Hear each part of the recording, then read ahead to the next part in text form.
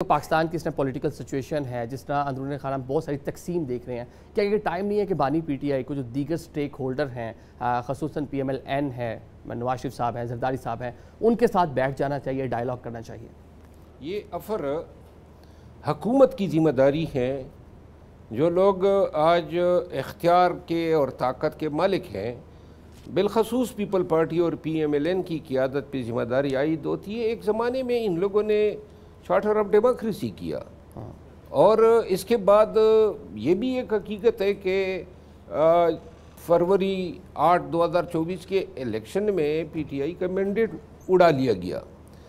خیر جو بھی ہوا، آج جن حالات سے پاکستان دو چار ہے، تو وسعت قلبی کا مظاہرہ ہونا چاہیے۔ کیا ہو جائے گا؟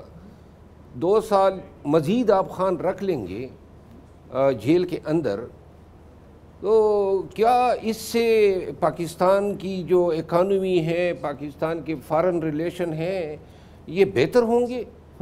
اور کیوں نہ ہم یہ کوشش کر لیں کہ ان عداوتوں کو، ان منتقم مزاجیوں کو ایک جمہوری کلچر میں تبدیل کر دیں۔ اگر پیپل پارٹی اور پی ایم ایل این اس خواہش کا اظہار کر دے، میں آپ کو یقین سے کہتا ہوں کہ خان صاحب خود نواز شریف صاحب اور زرداری صاحب کے ساتھ بیٹھنے کے لیے راضی ہوئے۔ افلان صاحب دیکھیں، میں یہ سمجھتا ہوں کہ ہم نے ہمیشہ کوشش کی کہ ملک کے اندر سیاسی رواداری ہو، ایک دوسرے سے بات چیت کریں۔ اسی کے سلسلے میں ہم نے چارٹر ڈیموکریسی بھی کیا، اور اس کے ثمرات 2008 سے 18 تک آئے بھی۔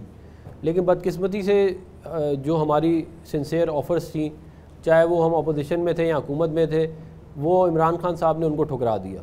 جب وہ حکومت میں تھے تو وہ ہم سے ملتے بھی نہیں تھے، ہاتھ بھی نہیں ملاتے تھے۔ جب وہ اپوزیشن میں گئے تو انہوں نے کہا میں ان سے ہاتھ نہیں ملاؤں گا، میں ان سے ملوں گا نہیں۔ تو دیکھیں، تالی تو 2 ہاتھوں سے بچتی ہے نا۔ ہم تو چارٹر اکانومی کی پیشکش کر چکے ہیں، ہم چارٹر ڈیموکریسی کی کر چکے ہیں۔ ہم نے بار بار حکومت میں اپوزیشن بار اس چیز کو دہرایا ہے، کیونکہ میں خود ذاتی طور پہ سمجھتا ہوں کہ بات چیت سے مسائل حل ہو سکتے ہیں۔ لیکن یہ ہو نہیں سکتا نا کہ اگر ایک ہماری کتنی بھی چاہت ہو، اگر اگلا رسپونڈ نہیں کر رہا تو اس سے ہم تو کچھ نہیں کر سکتے نا۔ پھر یہ بڑی پاپولر ڈیمانڈ ہے کہ پاکستان میں بات چیت ہونی چاہیے، کنسنسس ہونا چاہیے، اچھے ماحول ہونا چاہیے۔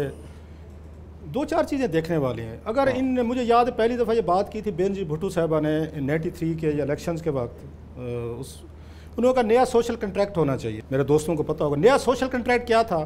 جو ہم نے کیا ہم بھول جاتے ہیں، جو آپ نے کیا آپ بھول جاتے ہیں۔ اس وقت وہاں ساؤتھ افریقہ میں کہ نیلسن منڈیلا صاحب بہ رہے تھے، تو ریکنسیلیشن کی بڑی پاپولیرٹی تھی۔ ٹروتھ ہے ریکنسیلیشن کمیشن بناتے تھے، آپ آئیں اپنے اعترافات کریں، میں نے اتنا لوٹا، انہوں نے اتنا لوٹا، فلان اتنا لوٹا، میرے وہاں سوئس بینک میں اتنے پیسے پڑے ہیں، آپ کے لندن میں پڑے ہوئے ہیں، okay for give and forget. یہ مطلب اس طرح کا ایک لوز قسم کی تھی۔ اعتراف کر لیں جی، رؤف نے لوٹا ہے جی، ہاں جی لوٹا ہے جی، آئندہ نہیں لوٹوں گا، fair enough, you are clean. ابھی بھی وہ، جب آپ کو یاد عمران خان صاحب وزیر اعظم تھے، وہ کیا کہتے تھے؟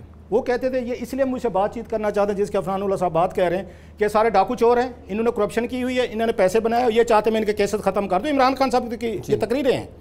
خان صاحب آپ کہتے ہیں کہ نا میرے پہ کیسز جھوٹ ہیں، یہ یہی کہتے ہیں۔ بھائی صاحب، یہ جو بات ہم کہتے ہیں، اگر ان تمام لیڈرشپ کو یہ بینیفٹ آف دا ڈاؤٹ دیا جائے کہ ان پہ کیسز ختم کر دیں، تو پھر باقی جو آپ کے لاکھوں جیلوں میں پڑے ہیں ان کا کیا قصور ہے بھائی؟ ٹھیک ہے۔ اور خان صاحب کو تو لا کے لیے ان کی جماعت کا نام ہی جیت ہے تحریک انصاف، ان کو تو ان سے بات ہی نہیں کرنی چاہیے۔ وہ کہیں گے جناب جو بھی میرے کیسز ہیں I will fight out in the court, مجھے نہیں چاہیے آپ کا NRO، نہیں چاہیے بینظیر بھٹو والا، مجھے نواز شریف صاحب والا نہیں چاہیے، مجھے زرداری صاحب والا ہے، آپ کی چیزیں نہیں چاہیے۔ بہرحال at the end of the day قانون وہ ہوئی ہے سر جو آپ کے مخالفوں پہ اپلیکیبل ہو، میرے پہ نہ ہو۔